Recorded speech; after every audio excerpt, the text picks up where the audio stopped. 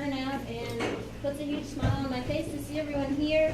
My name is Katie Bray. I'm the program director of Solarize Asheville, and we are an initiative of the Blue Ridge Sustainability Institute. BRSI, our mission is to empower us, people in our community, to move towards a sustainable future. And I also want to thank 3 of our green certified restaurants and solar powered restaurants as well, which is really cool, for donating the delicious food. And they are the Green Sage, Pasana Cafe, and Rosetta's. And yeah.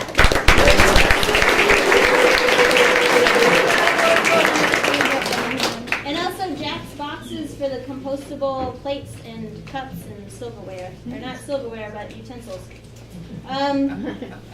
Also want to thank the Beyond Coal campaign just for doing what they're doing and creating all this buzz in our community, and to Emma Greenbaum for helping me get a outreach strategy down on paper for this event, and just being awesome and helping us. And this whole thing will be taped. And by the way, I apologize that there's not enough seats for everyone. I thought about doing a seat rotation every 20 minutes, but that might get kind of obnoxious. So I don't know. If you are able to stand and you're up for a challenge, I'm sure you could do that here. But anyway, this Solar 101 it's filmed by Peter Bresney, Purple Cat Networks, for us, and it's going to be available, yeah, we can clap, on our website as well. And I will say, everyone who, if you do have to leave before the show is over, please, if you want to go solar and move forward with this program, go to our website, www.solarizeasheville.org, for more information. For questions, you can email me, and my cards are back there, or to sign up for the program, you can do that on our website. So I think that's all the housekeeping stuff. Yeah. So Solarize Asheville, I forgot the one to tell you what we are. So Solarize Asheville, our mission is to make solar more affordable for homeowners here, and we've done that by organizing citywide group purchasing of solar PV to reduce the cost to homeowners. We also brought in a financing partner. And then we make it easy and simple for people to go solar through education events like this one that you're all at, and community outreach. That's going to be happening basically from now until mid-October, possibly later. We have 5 more smaller neighborhood-specific events, kind of like this, but much more informal, maybe a little more fun too. And they're going to be occurring in September and possibly October, and the details of that can be found on our website as well. There's a calendar on there that has all this information. But 5 Points will be having theirs on September 26th. It's going to be a solar open homes little mini tour and ice cream social. Norwood Park has theirs on September 24th, and Grove Park on September 18th. And then Kenilworth, Hawk Creek, and Davenport, which is in West Asheville, are to be determined. But just check out our website, or you're on our mailing list now, so we'll get you that way. And I think, without further ado, that's all the housekeeping. So this program couldn't happen without your neighbors, whether you know it or not, driving it forward. And it started in our 4 pilot neighborhoods where Kenilworth, Grove Park, Sunset Mountain, Norwood Park, and 5 Points neighborhood.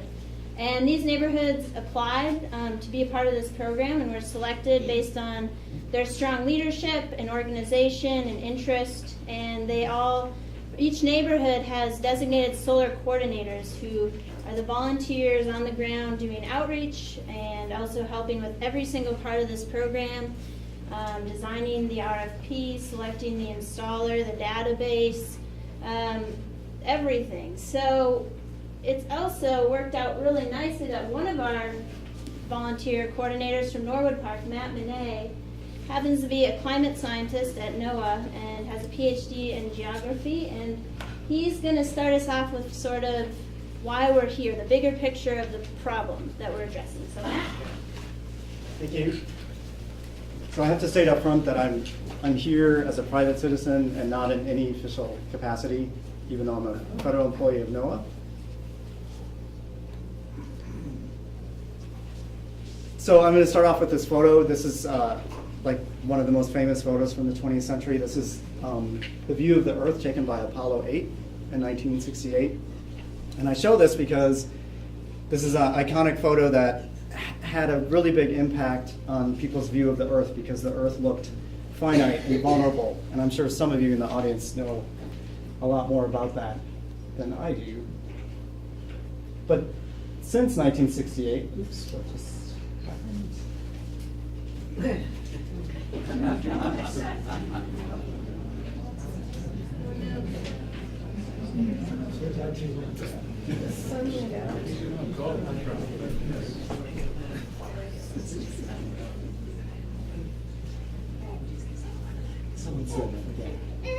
Usually have to do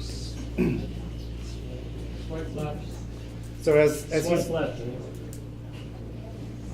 Swipe it, right?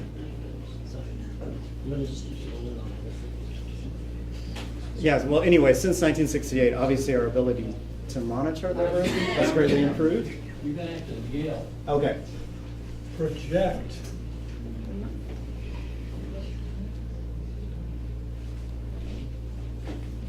So I'm going to show this video. This is a video of images from the SOMI Earth orbiting or polar orbiting satellite. These are images from last year. This is a new satellite, part of the Joint Satellite Program. And what it shows when you look at night is this really detailed image of night lights and all of civilization and our demand for energy. And it's amazing what you can see through satellites right now. And these images are really remarkable. You can see just how extensive our demand for energy is. And of course, we know there are consequences to that. But apart from burning fossil fuels to produce electricity and drive our cars, we have also greatly transformed the landscape for agriculture. And agriculture contributes about 30% of CO2 emissions. And these emissions are going to be really hard to reduce compared even to electricity, which itself is really hard.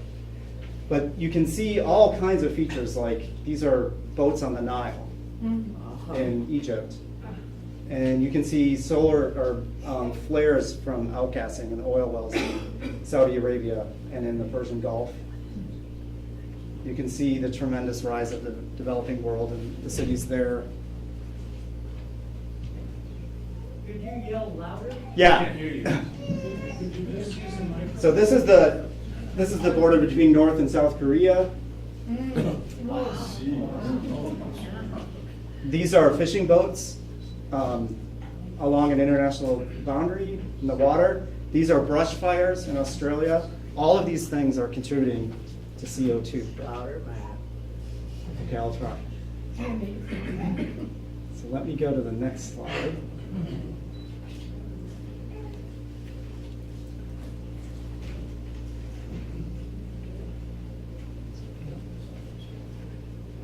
We had a real hard time getting this to work tonight. Let me try this.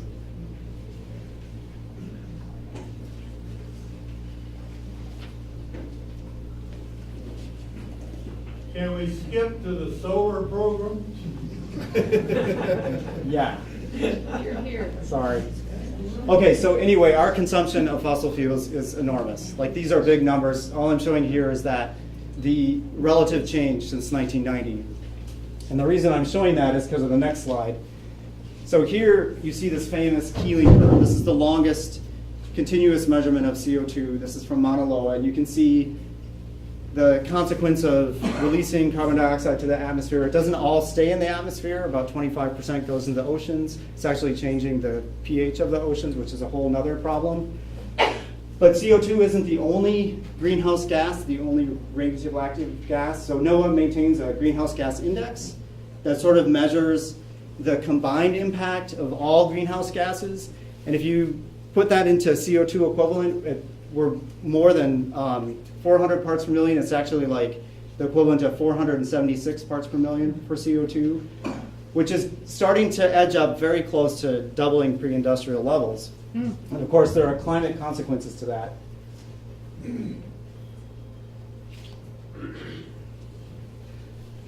So if there were no feedbacks in the climate system, the Earth would warm about 1 degree C for doubling CO2. But there are self-reinforcing cycles in the climate system that have an impact to amplify climate. And I'm just going to show a real quick animation of that. One of them is called the polar amplification. And what happens is high latitudes are often snow and ice covered. They have winter snow cover and sometimes perennial sea cover. But as snow melts and ice cover retreats, more energy is absorbed by the darker surface than before. So that means the surface is then warmer, more snow and ice melts, and then more energy is absorbed, and this is sort of self-reinforcing cycle.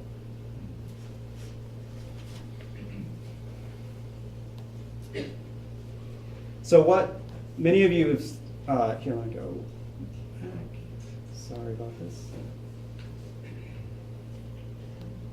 This is what's actually happened to the September seasonal ice cover in the Arctic Ocean, which last year reached a record minimum. The decline has been one of the most dramatic indicators of global warming out there. You can look at this time series during the period of satellite record, but the declines are historic even on timescales of thousands of years. The previous record had been in 2007, and you'll see a drop down there.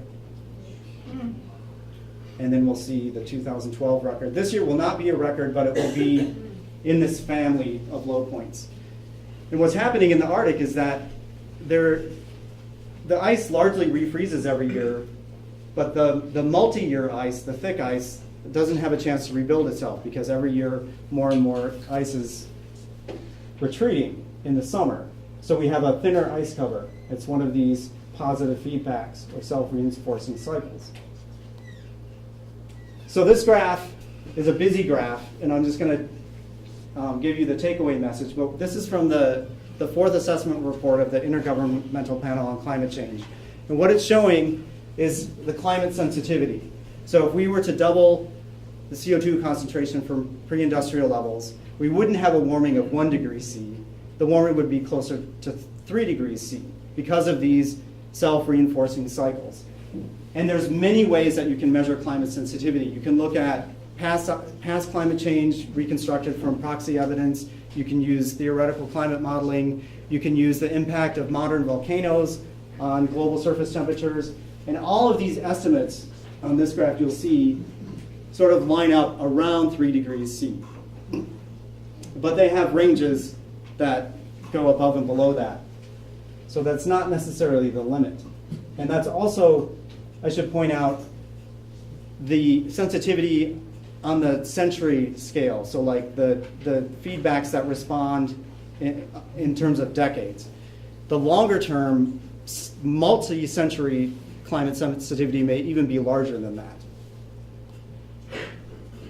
So at the National Climatic Data Center where I work, these are records that the branch that I work in produces. We are the archive of all of the weather station observations and sea surface temperature observations and satellite observations here in Asheville.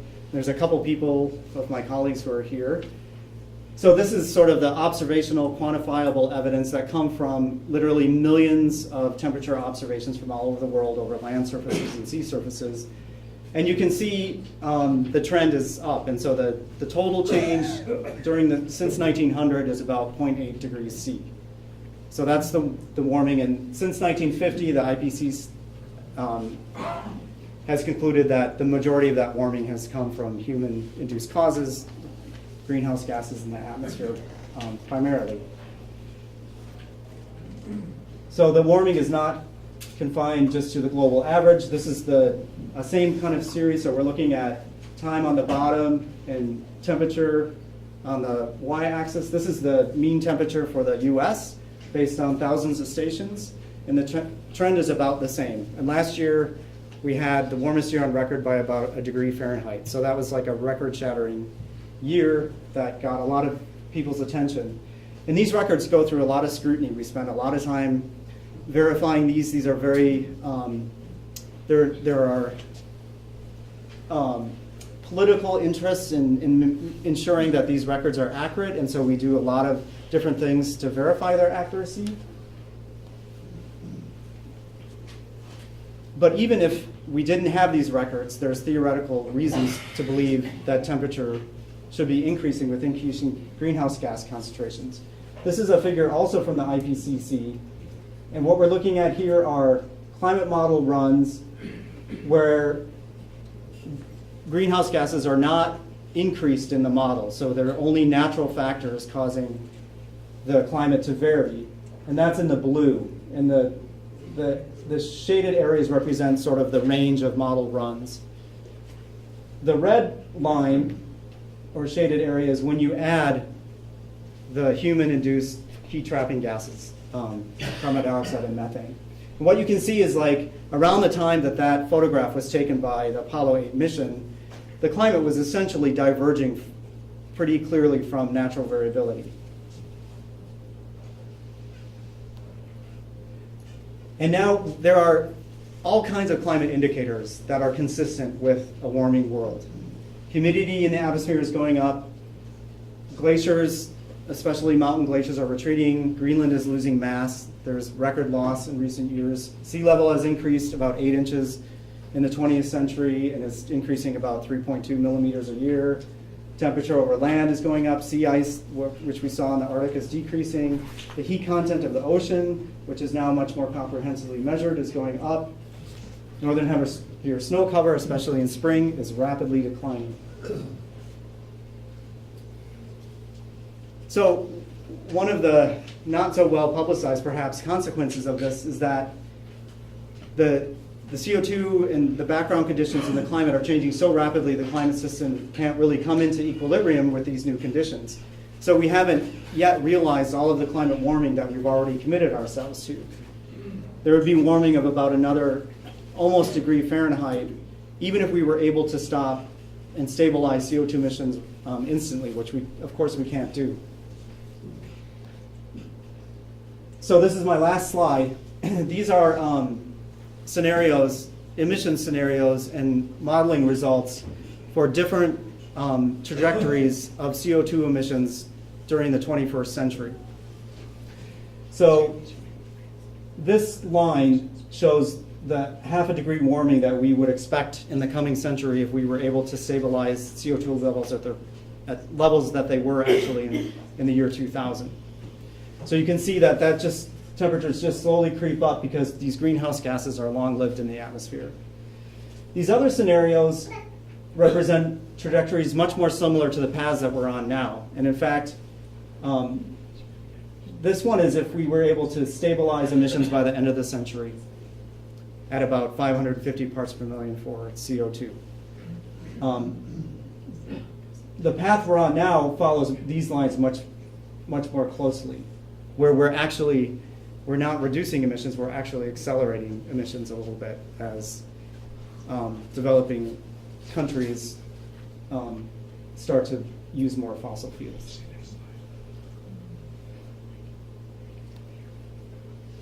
And now we'll go on to the next speaker. Yeah, thank you, Matt.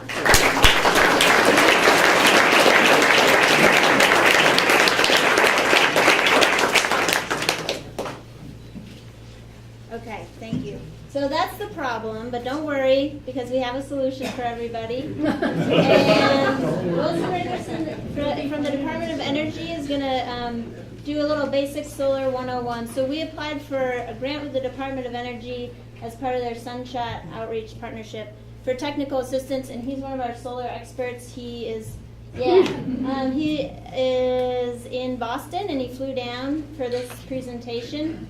And also his parents live in Hendersonville, and he agrees with all of us that this is one of the best places in the world. So welcome. There's no finer introduction. My parents spent a long time telling me to be quiet over time. This is one of those times where I get to be pretty loud on purpose. Can you guys hear me in the back okay? Hey. All right. I'm also going to try to set myself a shut-up timer here to keep myself on target. But the issues that Matt raised are actually very daunting. Climate is a very daunting problem. Energy security is a real issue. And sometimes actually it's easy to get down about them.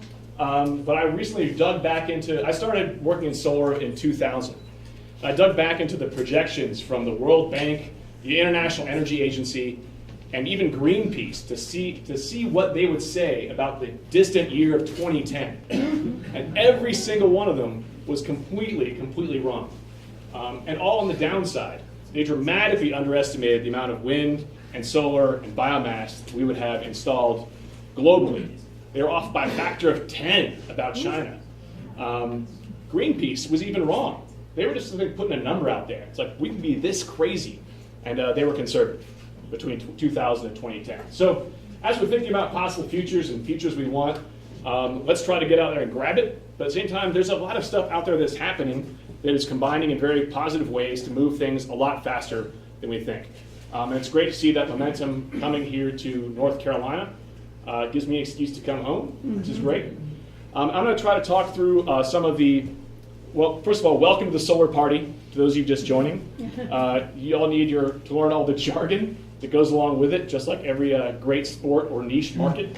So we'll try to bring you up to speed as quickly as we can. But as I mentioned, I'm with the Sunshot Solar Outreach Partnership with funding from the Department of Energy. And for my first trick, I'm going to try to operate this thing. As Katie mentioned, we do a lot of outreach and training opportunities. We're often a phone call away from cities and towns that want help, or when we get a crowd this big together, we're happy to get on a plane away as well. We've been doing this for about 3 or 4 years now and have done events like this in about 20 different states, but this is by far the biggest crowd we've seen for a Solarize event. So please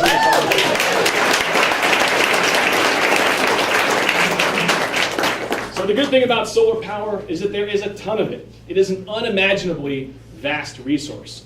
Some statistic like every day more solar energy falls in the earth than we could use as a planet in 27 years. That may be slightly off, but not by much. It's huge. So the question is not, do we get enough? It's, can we trap it and use it? So jargon number 1 is know your solar technologies. So there's a couple of them out there. First, you can harness solar in large mirrors to generate heat, which creates steam and shoots through a turbine to generate power. We're not talking about that here. You need sort of big deserts and flat spaces, not so much the mountains of western North Carolina. Also a little light on the deserts here. Secondly, there is solar hot water, another very cool technology. That is sunlight falling on a tube or a box, heating the water in it, and delivering heated water to your house. It's direct solar heat. It looks sometimes a lot like the one we are talking about, which is solar photovoltaics. Photo from light and volta from electricity. So this is sunlight going directly into electricity. And that's what the Solarize programs are. It's trying to get folks together to get that stuff on your houses. All right. Now, about these solar cells. First, the foundation is the cell itself, which is just these little squares. You're basically taking a semiconductor that you've baked in a gigantic oven, slicing it into little wafers, smashing those together, or I should say lightly and delicately putting them together to make a cell. Those cells form together to form a panel or module, which is sort of one unit. And then those guys get together and form arrays. So when you're out on the street and you see each other, after you've got your solar systems up, you can point at each other and say, how's your array doing? Full of those modules, full of those cells. And you'll be very cool. Another basic terminology is capacity, or a kilowatt. Basically, a panel will have a wattage rating. Let's say 200 watts for the panel. And 5 of those panels together will be 1 kilowatt. But what does a kilowatt mean? It doesn't really mean much until sunlight gets to it. It just expresses the amount of energy it could produce if you shoveled fuel into it. So it's not until you add sunlight that electrons start coming out and you get kilowatt hours. Every hour that sunlight strikes 1 kilowatt of electricity, you get a kilowatt hour. So it took me as a film major, the kilowatt and kilowatt hour distinction took me a couple years. Hopefully you guys are there yet. The next fun, interesting fact about all this jargon is, so how many kilowatts does it, what matters for a kilowatt? Well, it depends on what size your building is, right? At around 5 kilowatts, we're talking household. 50 to 500, commercial buildings, offices. When you get to industrial factories, large warehouses, you can maybe stick a megawatt up there, which is 1,000 kilowatts. And those are big. And then if you get these large utilities, we call it utility scale, sort of big fields on the ground, like any other kind of power plant, not mounted on a building, that's the utility scale. We're going to be focusing right here, but bless you if you try to do this on your house as well. All right, so why are we talking about this so much these days? Why the opportunity, and why are so many of you all in the room? Part of the equation is policy. A lot of people are pushing good policies to support solar installations. The second one is cost. I've watched solar costs tumble beyond my wildest expectations over the past couple years. If you go back, to 1950, 56, when these things were invented, the cost was, many, many, many graphs higher. But even the drop from 2010 to 2012 has seen a 52% drop in the cost to install. So the cost to get it on your roof has come down dramatically. That's got a lot of people's attention around the country. Well, excuse me, will that go down further in coming years, one would expect? That is a great question for the question answer. The hint is probably. And so how does that play out here in North Carolina? Well, we've seen solar PV go from next to nothing in 27 to a pretty respectable amount of megawatts in 2010 to a big jump in 2012, again, because this cost policy intersection. What does that actually mean? Now about 217 megawatts of solar power are installed around North Carolina. That's about 22,000 homes. Not all of it's on homes, but it's the equivalent. There are a couple of gigantic solar fields. If you broke them up, they would make 22,000 homes and create an awful lot of solar jobs at the same time, which is another attention getter. North Carolina snuck up on a lot of states and claimed the 5th place this year by installing 131 megawatts of their 200 some odd just this year alone. Next year, industry insiders predict that we all will climb to 4th place, starting to creep up on New Jersey and California. Yeah, baby. That's right. Watch out, California. Even with our current state government? Don't say that out loud there. Listen. All right. So, but it was the installed cost that's come down, right? But that's been largely driven by the fact that panel prices have been coming down, because there's a lot more panel production, panel advances in technology. The panels themselves and the cells in them and the arrays they form have all become a lot cheaper. But there's another issue, is that a big part of it used to be that the panels were the big cost in solar. Because the big barrier to solar is the fact that it's expensive up front. But when the module costs have come down, now there are other costs out there that are sort of driving the equation and making it difficult to install. These are sort of hardware costs, all the racking, panels, and so on. This is the non-hardware stuff, like sales, labor, and so on. If you can see, in the US, we got a big stack of non-hardware costs. In Germany, which is a much bigger market, there's sort of the module costs and the hardware costs are about the same, but their additional cost stack is much, much lower. So the question is, how can we actually get there? I did the dreaded swipe. Come on back.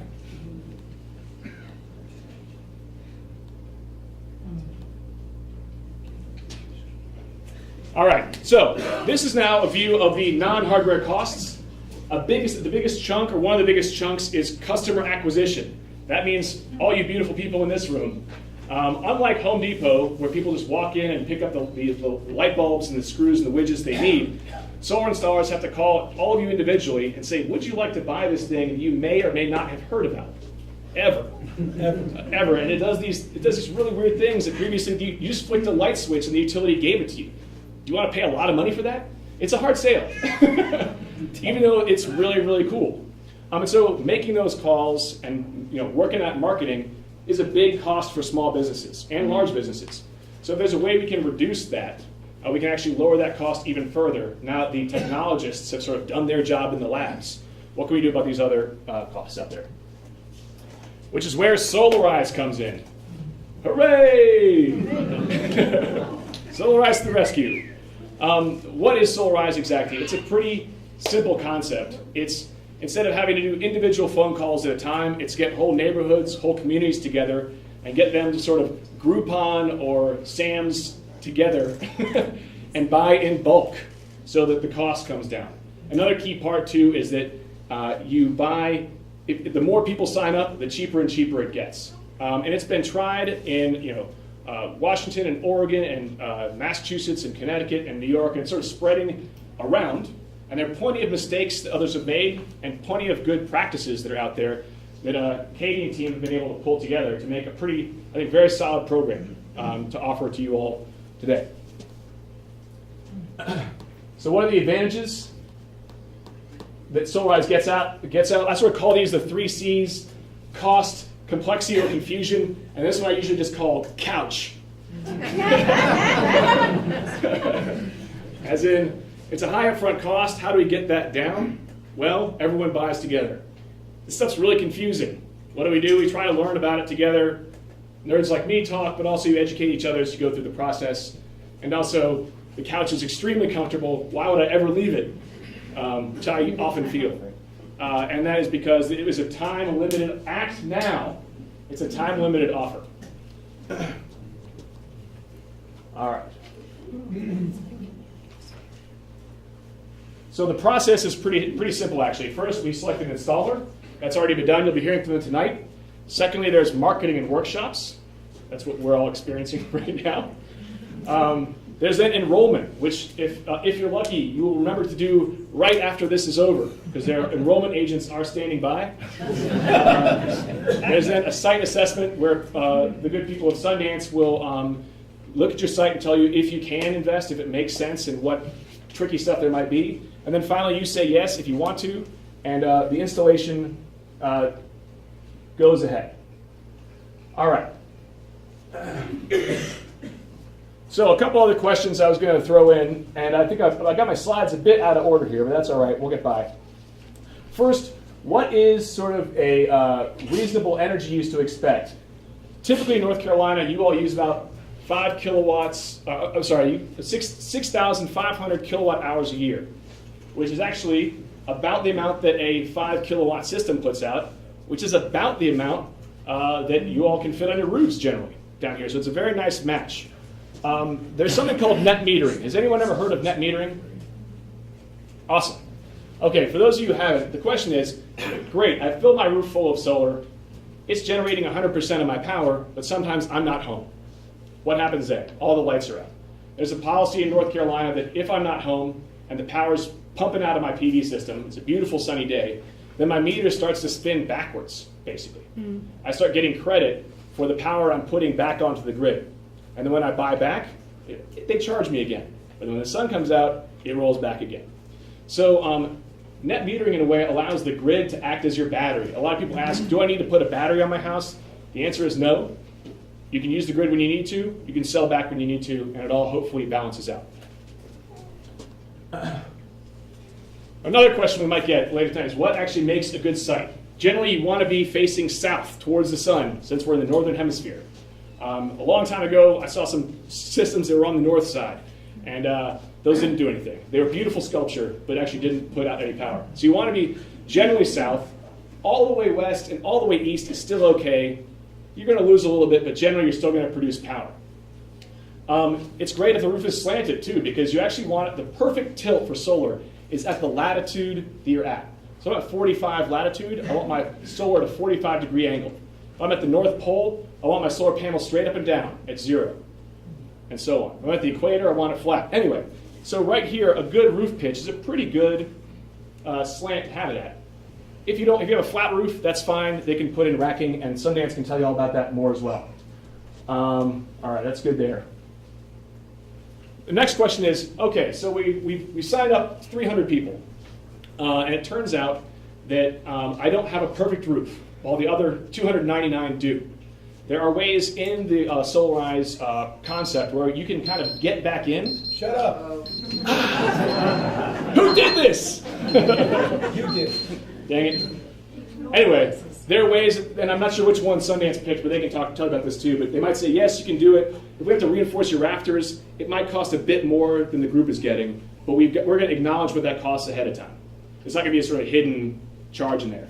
Or if you need an electrical upgrade, or if you have a metal roof, a steep roof, some things that cost more, you can kind of know the risks ahead of time if you don't have the perfect solar roof. All right? And I think that's it for me at this point. Good I'm sitting job. down.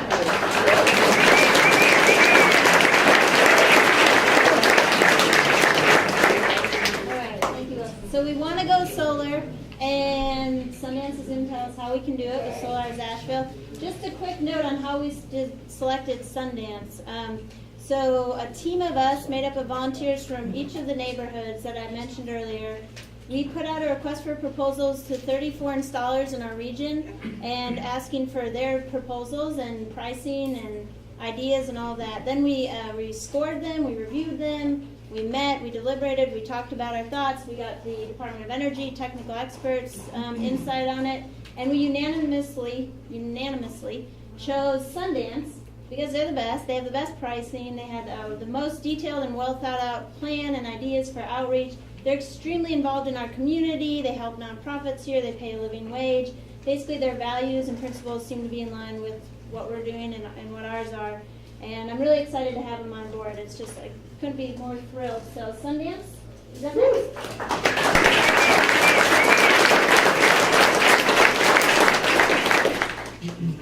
First test. Let's see if I can operate this.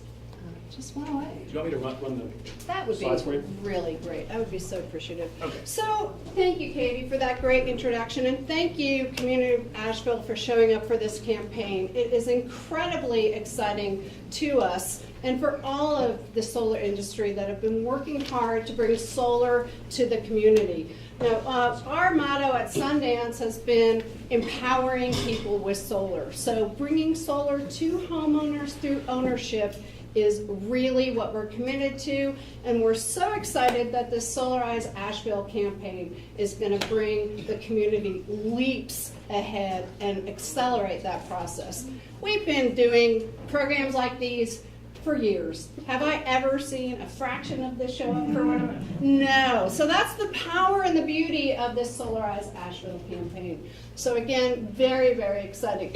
Now the title was the process and the package were the other way around. I'd like to pause briefly and take the liberty of adding the real heart of who Sundance is into that and introducing the people. The people, you want to know who the team is that you're going to be working with. And again, we're very honored to have been selected as the installers. I've been with Sundance for 7 years. I'm now the Director of Communications, but I've been working on this outreach for a long time, and it's hard work. So again, this simplifies that process. Dave Hollister in the back, many of you know, a legendary around here on the solar front.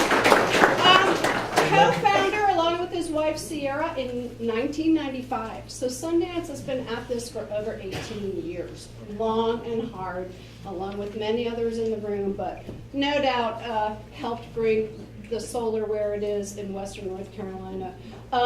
He's our active president and CEO, but very involved in the day-to-day operations. At the end of the day, we're still a relatively small, growing company here to serve our community. And then we have many of the others of the team have showed up tonight, so that just is reflective of, we're relationship people. This means a lot, and we're really glad to be here. Tebe is going to be talking about the package in a little bit. Much of that was put together with very intense due diligence by our design estimator, Drew Cates. So following, if you have questions about the products that we chose or want to know why, lots of hours spent into putting together the best products in the best packages that we could. We have Sarah Turner joining us. Sarah's pretty new at Sundance. She's jumping right in, but she is going to be critical to helping make this a campaign. She's our customer service and administrative assistant. She's going to be the one trying to help gather all of this and get you all lined up and get you linked up with our consultants. We'll have 3 on board. Tebe is one of them. Adam Attar will be back tomorrow. And James Ward, who is in our Raleigh market, most of the time is going to come up and help meet this additional demand. So while we're on that track, please know we're going to do our best, but if we end up with 75 sign-ons tomorrow, please be a little gracious. It is Labor Day weekend as well. We'll be in touch at our earliest opportunity and have committed to that customer service. That is one of the things that was highly scrutinized in our selection, that we could deliver that. So we take that very seriously. We have the guys who are going to be leading the crews in the field work. Cody is Cody still here? Cody Kelly is our field operations manager, and then we have 2 of our residential project managers, Matt Dufon and Harry Smith. So, you know, you're going to be working with all of us throughout the process. And we're all dedicated to the cause. So this is just such a great opportunity for us. This is just some of the credentials that Cody spoke to. You know, being awarded this proposal, this opportunity is really the culmination of those 18 years of hard work and building the company to get to the point where we could say, we could do this.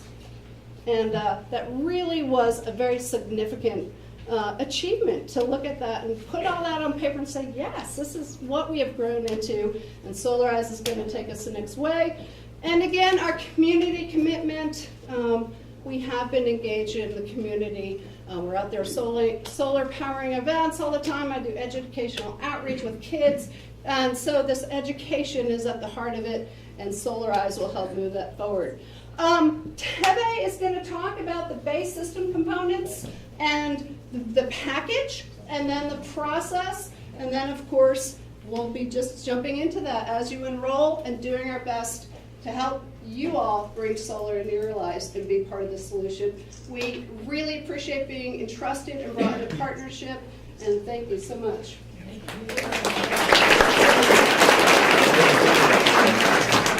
Everybody stand up. Come on. Shake it off. We got all the technical stuff out of the way. All right, stretch and let it go. All right, sit down.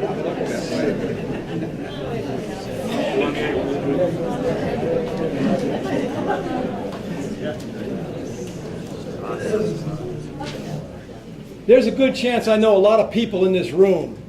If you recognize me, raise your hand.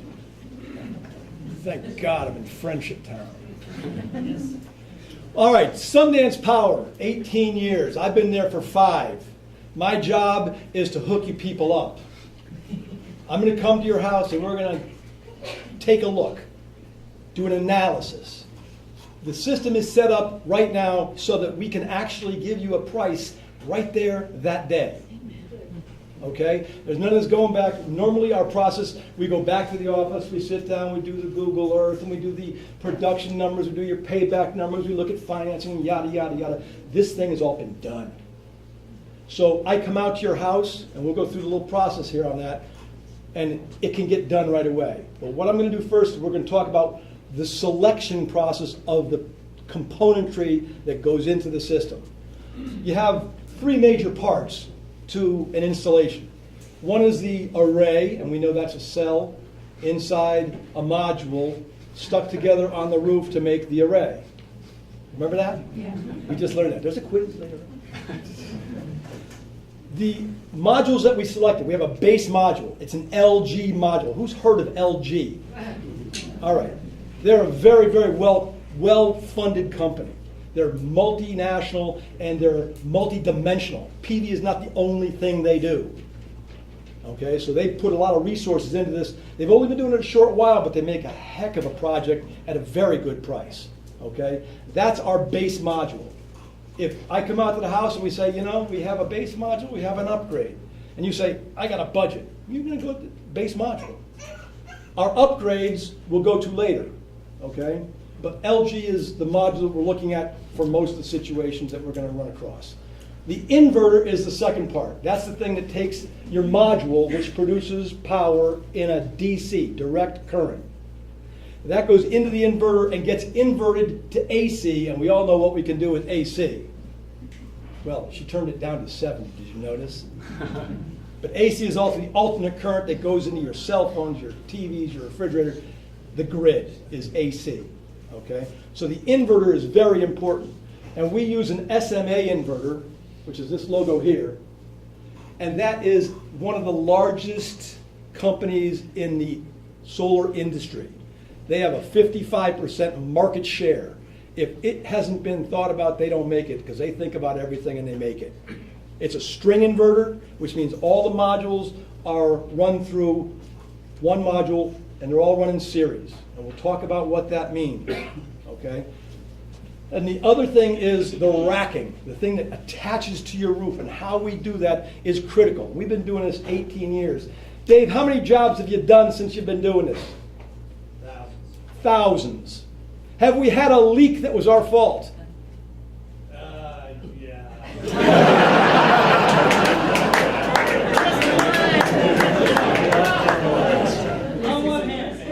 Not many. Not many.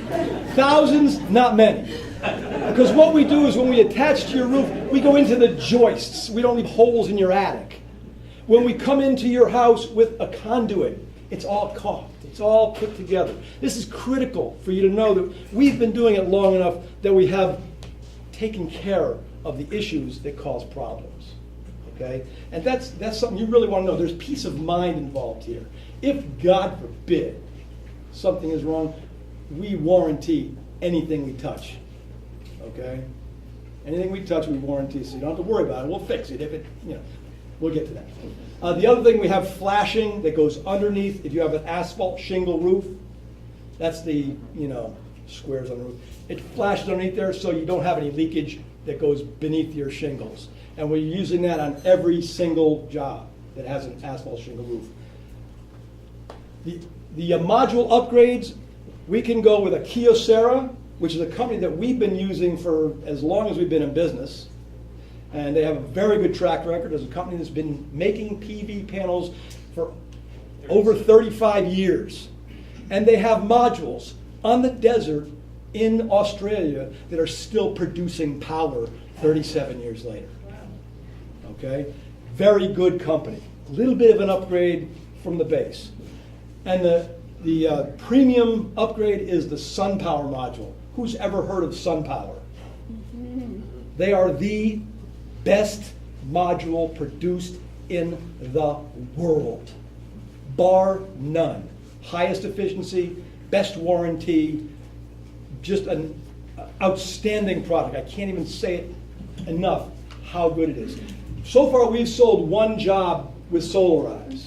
That person's in the room and he's already spoke to you. And he opted for the SunPower because he just wanted something he didn't have to worry about. And we'll go through all this. When we go to your house, I'll lay it all out and you'll see what I'm talking about. The other one is the inverter. We can go with a SolarEdge inverter, and SolarEdge is kind of cool.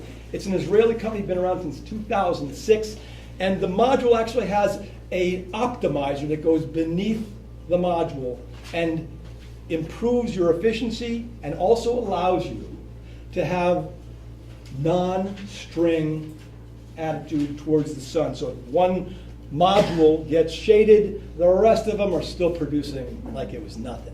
Whereas a string inverter, if one module gets shaded, it sort of affects the whole string. Okay? So if you have a roof that has a little bit of a shade issue, maybe a tree that's over here or a chimney that's going to cross over your array, this is where you want to go. If you have a roof that has dormers and you need to go here, there, maybe on the side of the dormer facing east and west, this is where you want to be. Okay? Now, the other racking options we have another slide for us, but we can do, if your roof is not conducive to an array, we can go with a pole-mounted system or a rack-mounted system in your yard. And we have a picture of that. The other option we have here is battery backup. If you want to have power when the grid goes down and you want to power a few things in your house, like a light or a refrigerator, something minor, so you can just walk around the house and have lights. We can put an SMA Sunny Island inverter combination in your house, and we can run the batteries off that small battery bank. And we will go through, if you choose to do that, a load calculator. Remember that term, load calculator. What you use in the house is your load. The calculator figures out when you're going to use it, how much you're going to use, how big that system that needs to be, and we can discuss that. That is an upgrade, and that is dear as far as price goes. But it doesn't have to be if you don't have a lot of power usage.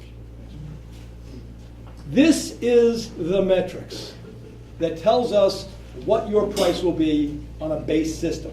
You'll notice there's a couple columns, 50, 50 to 100, 100, 200, 200, 300. That's kilowatts.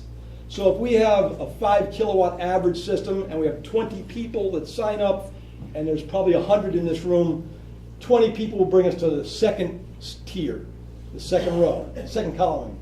If we have 100 to 200, which is 20 to 40 families, we go to the middle column, and then it just goes up. As we go up, the price comes down. That's for the community. Is that per kilowatt hour? This is for watt installed. So for instance, if you get a 5 kilowatt system, 5,000 watts, and you are the first person to sign up, this is your base price per watt installed. So 5 kilowatts, 5,000 watts times this number will bring you to about $20,642.17. Nobody's got a calculator? Good, I'm going with that. As you increase the size of your personal individual system, from 3.5 kilowatts to 5, from 5 to 7 and larger, the price comes down. It comes down from $435 to $376. Even if you're the first person, you're paying $376. Let me tell you something. Yesterday, I sold a system somewhere else outside of Asheville. They didn't get that price. Okay? So this already is a good deal. As a matter of fact, this column right here represents a 26% reduction from the state average 2012 in North Carolina. This column. That's the first 5, 10 people. We get to 20 people, the price comes down another dollar amount. And then you go to 100, 200, 300. Down here, $3.33. I'd have to sell a 100 kilowatt system on somebody's building to get that kind of price. And you would get it for a 5 kilowatt system if we get 300 kilowatt hours sold, 300 kilowatts sold. And that's, how many, somebody just said? 60 people. 60 people. Wow. 60 people. So get in line. Call us, call Katie, register, apply. And you know what? This is probably going to take us, I want you guys to know, we do 100 people and we're doing 5 a week. Do the math. That's how long it's going to take to get the last guy installed. Okay, so bear with us. If you come today and you say, I want to do this, but I really don't need it done till June. Thank you. But there are some people that go on, I need the tax credits right now, front of the line. So first come, it's going to be a first come first, so I will tell you that. We're going to have to come out and take a look at your house. This circle disc here, if you can't see it, that's a solar pathfinder. And what that does is you stand up on the roof, and it's got a little dome on it. And you look down into the dome, and it reflects the shade in front of you. The dome actually represents the curvature of the earth. It's the same angle as the curvature of the earth. When you look down, and you'll see in this picture, you see clouds. You'll see somebody's finger with a camera taking the picture. And you see some trees here, here, and here. From this picture, I can tell you, this person's going to have a problem in the afternoon. That tree right there in the summertime is going to start shading his house from 3 o'clock for the rest of the day. But he's got all this in the morning.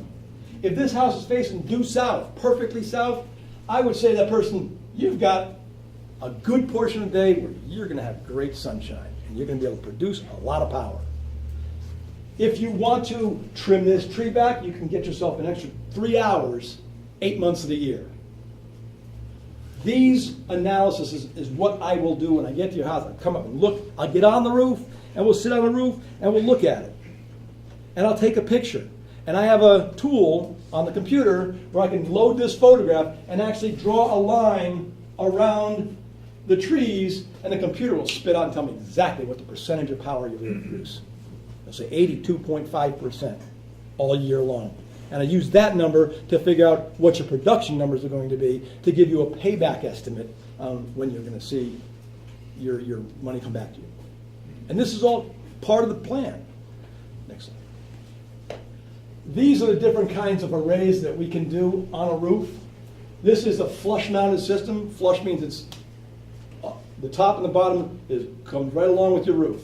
It's flush-mounted, about 4 inches off the roof. There's enough room for things to wash underneath the array. This is a nice couple out in West Asheville. They have a sawtooth array. Now this roof here was facing almost due east. So we took the array and we just tilted it up about 20 degrees. But the 20 degrees with the pitch of the roof gave me about 38 degrees, which is just what I was looking for. And they put 15 collectors up there, and that equaled for them about 3 kilowatts. And they were very happy with it. This was 5 years ago, and they paid a heck of a lot more than what you're going to pay for it. Twice what you paid for it. That was 2008, I think. And this is what is called a standing seam metal roof. That's when the metal has little ridges on it that we clamp onto, and we tilt it up, because this roof was only like a 1 in 12. It was a very shallow pitch, and they wanted to pitch it up so it could gather the sun. So these two are pitched up. This is called a sawtooth, and this is just a pitch. What do we call that? All right, now the upgrade racking that we're talking about is a pole mount, which is actually we take a steel pole and stick it in the ground, cover it with cement, and put the array on top of that. The good thing about the pole mount, even though it costs a little bit more, it has a gimbal on top of that pole with a cotter pin in it. And you can take that array and go summer, winter, summer, winter. It increases your production by about 15 to 16% for the year. Again, that'll bring your money back to you faster. Okay? This over here is a rack mounted on a hillside. This is what we're using, the Schletter ground rack. This is an excellent product. It doesn't take a lot to get it in the ground. It's lightweight. It sits on a hillside. We just have to make sure we do it, that we do a wind load on the property. It can't be like on top of a hill with a 100-mile-an-hour wind coming behind it. You just got to take that into consideration. But if your house has shade on the tree, or the roofs are facing the wrong way, you got shed dormers that just don't work, but you have a yard with a lot of sun, this might be an option for you, any one of these. It's an upgrade, it's an accommodation that you have to consider if that's the way you want to go. But this will get your money back. That's it. All right, now, so here's the process. Pre-qualifying, talk to Katie. Once we get your name, the first thing I'm going to do is go on Google Earth, who knows what Google Earth is, my best friend, and get an aerial shot of your house so I can see if there's any problem, any shade, or see where the roof is. So when I call you, I can say, I'm looking at your roof and you've got a tree growing out the middle of your house. And you say, yeah, but I cut that down last month. Great, I'm coming out. Then we do an on-site walkthrough. I'll actually come out the house and get up on the roof and we'll talk and we'll chit-chat and we'll have a great time. I like coffee. Then we discuss all the system options. We select, we price, and we can actually work it out so we can be signing a contract right there. Okay? And then we will talk about the financing, the production, your payback, and all the little incidentals that go along with it. Then we have to go to a contract and we have to do the interconnection with the utility, which is we take care of everything. And believe me, you won't have to do anything. We take care of everything. Okay? I just need your utility number and I need you to sign a contract. How hard is that? And then we do the installation and the commissioning. There's permitting also involved in here, and we're in the city of Asheville, and they require, by ordinance, that we do a structural engineering analysis with a stamp on it that says your roof can handle it. Without that, we don't work. So that's all involved, that's all included in the price, but I want you to know, if you got a 100-year-old house in Woodfin, and it's leaking, and you got problems, and you got a sagging roof, and we got to talk about it, We're not going to talk about it. The engineer's going to come out and take a look, pictures, stamp, and he's going to say, hey, you know what? You got to fix this. And when we get to that point, we got to fix it. Okay?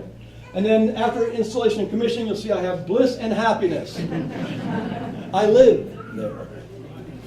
Thank you, folks. I've had a great time.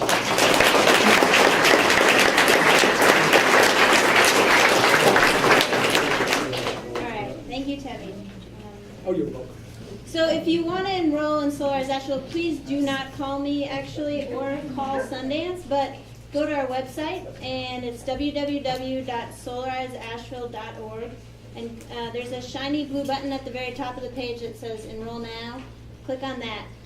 But actually, please don't even do that. You can if you absolutely must. But even better would be at the end of this program to sign up with one of our enrollment agents, which are actually volunteers from your neighborhoods who have been moving this thing forward in your neighborhoods. And they'll get you signed up. We have laptops here and forms and yes. Also, hold your questions. I forgot to mention this. We're going to have the last 30 minutes was reserved for questions and answer. And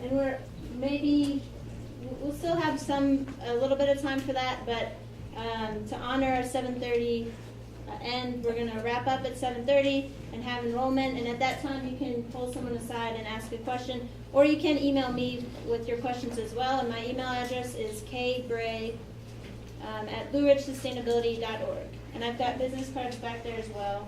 If you didn't sign in, please do that. And Jonathan, one of our volunteers, is going to pass around the sign-up sheet one more time. So get on there, and you'll be on our mailing list. Okay, so back to the program. You want to go solar. So then the next question is, how do you finance it? And luckily, we brought in a financing partner, Admiral's Bank. And one of our presenter, Pat, he's here also from Boston. He's got a great accent, too. And he came down to talk about the financing piece, but also just to talk about solar as an investment and why it does make sense economically. So. Pat? Thank you. Is there a special? You got it? All right, so yeah, thanks for the introduction. Pat Murphy. I am from Boston. I do not have a thick Paktika and Harvard Yard accent. No, I moved out west for a while, and they made fun of me so much that it made me get rid of my accent just due to shame. But Admiral's Bank, I kind of want to give you guys an understanding of who we are and what we do and our involvement in the solar universe. Admiral's Bank is a federally chartered savings bank located out of Boston, and we are licensed in all 50 states to give homeowners loans. And you might ask, well, I have a local bank or a local credit union in town that I use and have a great relationship with them, and that's great. But what makes Admiral's Bank so unique is the FHA Title I Home Improvement Loan Program. This is a loan program that was created in 1934 by the government so that homeowners could go and get money for their home improvements without any equity. And if you guys are history buffs, you know that in 1934, you can see why that would have come up due to the Great Depression. This program's been around for, I guess, almost 80 years now, and has become more popular over the last 5 or 6 years due to the fact that we all went through a pretty bad crisis in 2008. This loan is designed so that if you want a basement, kitchen, bathroom, anything done in your home, you can qualify for this loan provided credit score and a couple other things are met.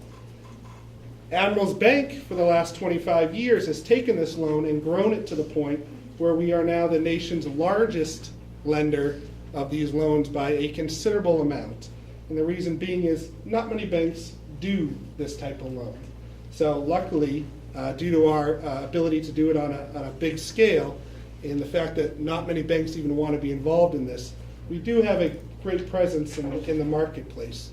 And a couple of years ago, a solar company out of Arizona called us up and said, I have a homeowner that wants to go solar.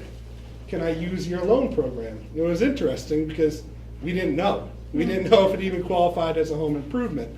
We took a look at the proposal that the homeowner was getting, and it was a no-brainer that this homeowner should go solar from pure from a pure investment standpoint. And we said, wow, this market is incredible. I've never seen anything for a home improvement add this much value to your home, as well as save you this much money over the next 25 some odd years. And when I talk about an investment, I want to kind of give you guys a scenario that we can all understand. If I were a homeowner and I wanted to buy a second home as an investment, let's say that home costs $200,000. I could write a check for $200,000 and buy that home and charge $1,500 a month in rent and make my money back in 12 years. Do many people write $200,000 checks and get that homeowner and get that investment property up and going? No. Most people finance it. And the reason why most people finance it is because that mortgage might only cost $1,000 a month and they're getting $1,500 a month in rent. So that investment is starting to pay for itself right away, rather than wait the 12 years it would take for it to pay or get all your money back. And solar can be looked at in the same way. Unless some of you think that Duke is not going to charge you for electricity anymore, it is something that you are going to pay every month and is going to escalate over the next 20, 30, 40 some odd years. So if you want to get rid of that cost, you can write a check to Sundance Power, put solar on your home, get your tax incentives and credits back, and to really get a return of what, 6 years we were talking about when we were looking at the numbers, and it's great. But if you don't have a $15,000 or $20,000 check you're willing to write, financing it allows you to get a payment on a loan that can actually be less than what you're saving on your electric bill. So you're starting to profit from that solar system right away using somebody else's money. The reason why Admirals Bank, besides it just being a great investment, likes financing solar, is for all the reasons that were brought up today. It's a mature technology. It's supported by the government. It's really almost at its pinnacle of excellence in terms of technology. It's not like a laptop that gets 10 times better every 6 months. The panels and the technology are really at a point where everyone is getting a great value. And when comparing it to our loan, which has fixed rates and a step-down ability, which I'll go over, we're giving homeowners the ability to borrow the money that they need for the solar system, take their loan out on very long terms, but there's no prepayment penalty. So that's why you can get yourself a really small payment and get rid of the loan whenever you'd like.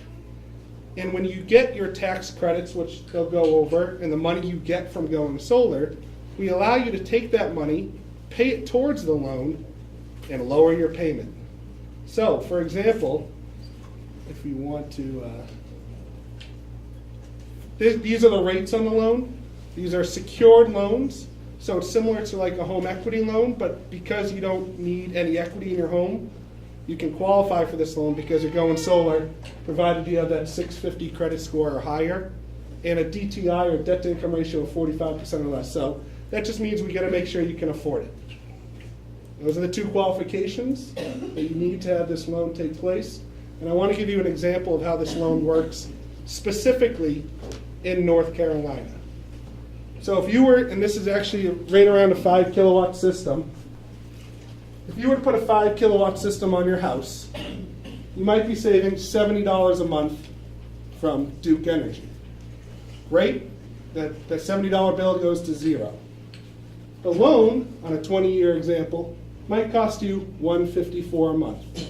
So you're paying more to us than you would be to the utility company. Because our loan is secured, I think you all know when you take a secured loan out, you get to write off the interest. Great. Your net payment's actually a little bit less because at the end of the year, you get an incentive for writing off that interest. So your true cost after 1 year for that solar system is $48 a month. I'd rather pay $48 a month for 1 year than write a $20,000 check. You get all of your incentives back, and we give you 2 years to do it. You pay down that loan because you're responsible. If you don't do that, I'm sorry. Go on a great vacation. Your payment's still going to be $154. Let's say you are responsible. Take all that money, you pay it back. The payment drops to $67. And because utility rates increase, it was funny, I was here in June, And I woke up at the Marriott to the news going crazy about Duke raising their rates, right? It was, I don't know if it was just timing, but I was chuckling that I was here at that exact same that time. So as the utility rates go up, your payment will stay at $67.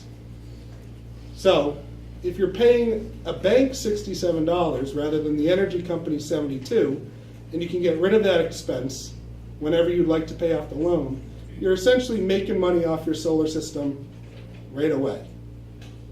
Taking the fact that you're writing off the interest, you're really coming up $40 on top per month, again, for borrowing money. So I would rather make $40 off of somebody else's money, again, than write a check using my own. So what I like to focus on is solar 5, 6, 7 years ago, people were buying it and writing checks for it because, yeah, you get tax credits, you get all these incentives. They were looking at that 5, 6, 7, 8 year payback because in an investment, anything that's going to last 30, 40 years that pays for itself in 5 is a great investment. This is a way for you to get that same great investment with getting almost an immediate payback. And as you see down here at the bottom, there's a net benefit of savings of $17,000. Look at your cash flow. I know these aren't as exciting as the globe and the ice melting away. But this green line represents what you'd be paying Duke Energy over the next 25 years. If you do nothing. You do nothing, you're going to spend all that money for electricity. This blue line, as you can see, drops because you used your incentives, you were responsible, you paid down your loan, and this is going to be your loan payment for the next 20 years if you decide to borrow money for that long. The red line is actually the net cost of our loan because, again, you're writing off the interest, which gives you that benefit. Go to the next slide. And this is for those who really like to see how those charts break out and the numbers. But what you see here is you see a utility bill savings, a cost of the loan, a benefit of writing off the interest, a net loan cost, and a benefit of $17,863. Or, if you look at those top two numbers, anything that has parentheses in accounting is a negative. So if you add 462 plus 560, does anybody want to add those two numbers up? I guess 1,000, no? What was it? 1,002? $1,000 is what this system is effectively costing you. Because your loan is going to cost you $1,000 more than your savings in that first 2 years. Where do I sign up? So you're investing $1,000 to save $17,000. And because of this loan's popularity and what we've done with it, we've seen from a few years ago doing a couple $100,000 in lending for solar to now doing millions on top of millions of dollars a month from Hawaii to Maine. And North Carolina, hands down, is one of the best states to go solar because of 1, your incentives, and 2, your electricity rates are at a point that they're high. They're not that low compared to Alabama or Louisiana or any of those other southern states. And the last thing I want you to look at on this is the effective kilowatt hour rate. Okay, if you look at your bill, what's it come to? Around 11.5 cents when you add everything in. So if you're paying 11.5 cents to Duke and you finance your system through Admiral's Bank, your cost of your loan is equivalent to paying Duke Energy 9 cents for the next 20 years. It's not bad because you're getting an immediate reduction and you're saving money right away. So all these things Tebby can go over with you when he's at your house, but at the end of the day, you're putting panels on your home and not using any of your own money to do it. So when I was actually the one talking to homeowners, I would get a lot of them that were thrilled for the environmental reasons. And I said, don't feel bad at the end of the day if you're making a lot of money off of your good-natured spirit of making a conscious effort to reduce your greenhouse gases. The next one is, there's only a couple more, is a 5-year example. So homeowners that want a lower rate because a 5-year loan is going to give you a lower rate. It's going to give you a higher payment at the beginning, right? Because shorter loan, higher payment. But even after you use your incentives to pay down your loan, you're making money. You're making money because the loan's only going to cost you $40 a month, and your savings is going to be somewhere up around $72. So you're getting an immediate return again, and because you're paying this loan off earlier, instead of $17,000, you're saving $23,733. Want to go to the next one? Chart, same idea, same concept. Next one. And then same concept with the numbers, but I want to take you to look at that effective kilowatt hour rate. It's 5 cents. By financing your solar system, it's equivalent to you paying 5 cents for your electricity for the rest of your life, rather than paying 11.5 and having it escalate every single year. So, from a bank's point of view, even though I do know everything about ingots, wafers, AC, DC, inverters, and everything that there is to know about solar, it's arguably one of the best investments homeowners can make. And the fact that you can do it on somebody else's dime is kind of a no-brainer. Almost everybody asks, why don't I do it? And unfortunately, not everybody qualifies for solar because not everybody's house is facing the right way. Yeah, the investment is a no-brainer from our point of view. And we're going to be here to assist you when wanting to go solar and go over how all the figures will play out. And just to give you a side note, I know we've all talked about Solarize initiatives. This, I think, is my 30th Solarize event. We've done it in Massachusetts, Connecticut, all over the country in different areas. And I was bragging to one of our new employees that we just hired about how great they are. He came for a 2-hour drive with me to Connecticut, and 6 homeowners showed up for the event. I wish he came with me today, because this event has drawn out a great crowd, and it's a testament to Blue Ridge and Asheville as a whole. So you guys have done a great job, and it's good to see you all.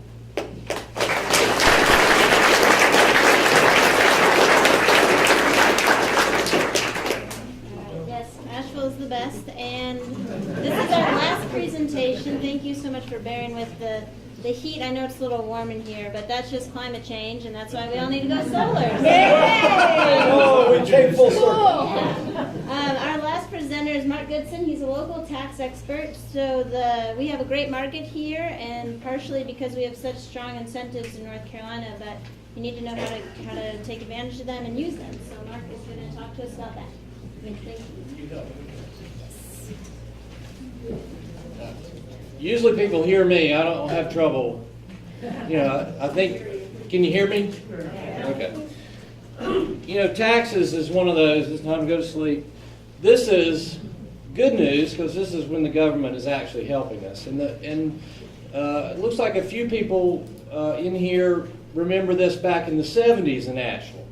I mean, this has been a thing for this community, so it doesn't surprise me that we all are interested in this. And I wanted to participate because, you know, in just our way we can help out. So, unfortunately, I only brought 50 sheets that had this information. It's back on the table.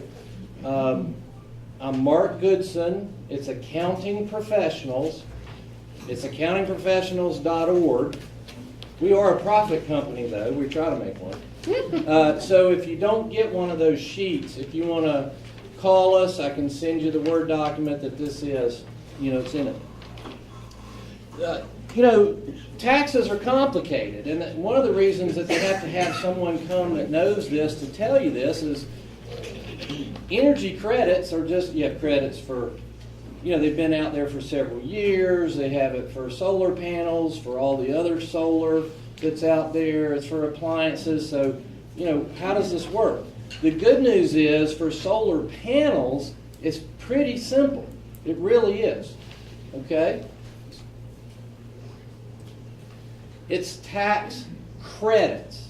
And if you don't know the difference between a deduction and a credit is dollar for dollar. If you have $100 of tax, $100 credit, it offsets $100. So it's not like a $100 deduction that you only get 20, 30 cents of. Okay? So the good news is it's a credit. And you figure that out. You know, you get these and you can use it to fund your solar project. combined, they can be 65% of the cost. I mean, wow.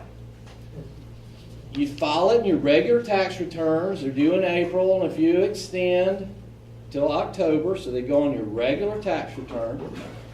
And you can use, if you don't have enough tax, this is what they call, there's certain credits that you get whether you have a tax or not. This is not one of those. You have to have a tax for this credit to offset. So if you don't make any money, you don't have any taxes, you're going to be borrowing all of it from him. Okay? You're not going to get that step down like some others will that'll be able to get this back on their taxes. I mean, that's the way it works. Okay? So for on the federal side, it's 30%. The other nice thing about this, I talked about people don't have any taxes. Well, a lot of these credits and deductions, they run out if you make any money. You know, the more money you make, it's like, oh, you don't get that. Not this one. You can make whatever and use this. So there is no phase out with income. So that's good. It's reported on one form on the federal. It's 5695. It's just a form that's on there. If you have somebody that helps you with your taxes, they know how to do this. If you need to do it yourself, what I have on my sheet is more details about how to do this. I don't really have, I mean, it's just set the line numbers and how the form goes and so forth. Okay? So that's on the table. And again, if you don't use it all up in the first year, you can carry it forward until you can use it. So, you know, let's say your credit would be $10,000, but your taxes are usually $2,000. Well, you can get that $2,000 for the next 5 years and pay no tax. You can't get it in a big chunk to pay down your loan, but you get it back. Okay? So it's carried forward. North Carolina is different. North Carolina has limits on this, and the good news is the solar panels have the highest amount that you can get. You can get $10,500, 35%. That means you can have an installation of $30,000 or less, and you're going to get the full 35%. So if your installation is $50,000, you're going to lose out on a bit. But what's interesting in North Carolina is you can do it for rentals. Can't do that for the federal. You can do it for rentals. You can do it at your house. You can do it wherever you do this. You can get the $10,500 for each what they call installation. Okay, so now, but this one is limited to half of your tax. You can only get half of it in any 1 year. So let's say your 30% was $5,000. You'd have to have a $10,000 income tax to get it all in 1 year. Again, you can carry it forward. Both of these, you can carry it forward. Now, Democrat or Republican, I hate to say this was up for elimination, okay?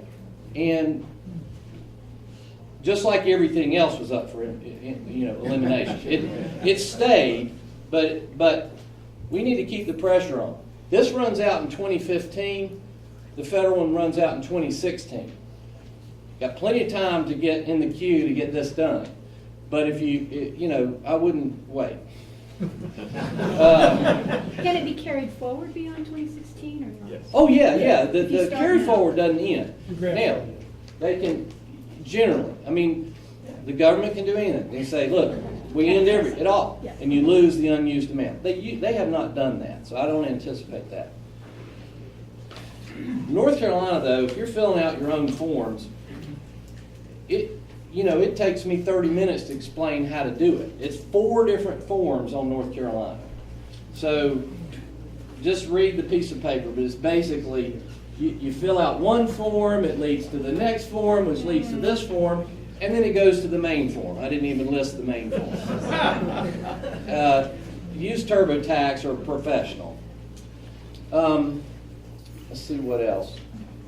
That's it. I mean, it's very straightforward for solar panels. If you were doing solar hot water, it's a little different. If you're doing other types of energy credits, this is not. This is just specifically for the solar panels. They call it solar electric or whatever. I want to give you just a couple, the thing, people have complicated lives, right? You may have a property where two people own it. You may be living with someone you're not married to in there and you both own it. Well, technically you got two tax returns because you can't do joint. So the IRS in their instructions has contemplated some of these difficulties. So I'll tell you just a couple of them. So if you own a property jointly, you basically get to deduct on your return what you pay for it. So if whoever owns it with you pays all of it, they get it. You don't get it. I mean, that's the way it's supposed to work. Of course, if you split everything 50-50, then you take half of it on one and half on another. The other thing that you can't do is if you do get a subsidy, I don't know if that applies here at all, but you have to subtract that from the cost. If somebody gives you a break, you can't say that it might be a 30,000 system, but if you got 2,000, then you can a subsidy, you can only use the 28. That sort of makes sense. And the other thing that it basically says that on the federal, you can do, it doesn't have to be your principal residence. It can be a second home. So if what you're contemplating putting this on is a rental, you're going to have problems on the federal, not on the state. If it is owned with somebody else, that's not a problem. You just split things up. If it is not your main home, that's still not a problem. Okay? So I think that's pretty clear. So tax information.